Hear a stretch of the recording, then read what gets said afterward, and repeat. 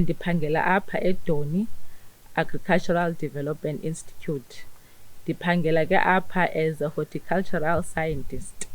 iDoni ke iphantsi kwesebe Rural Development and Agrarian Reform. Into sawuyenza ke namhlanje apha siza kwenza into ekuthiwa yi-vertical bag farming. Uzawudinga ingxowa,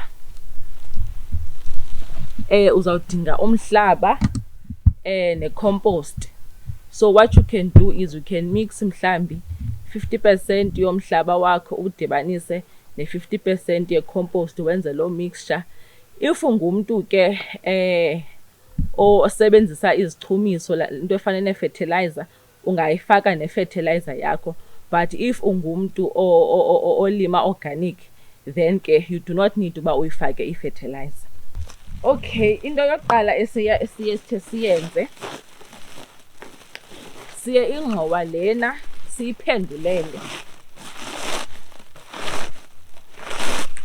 then siyibophe ngolu hlobo apha emazantsi ukuze izokwazi uba ibe nebheyisi erayithi for uhlala phantsi.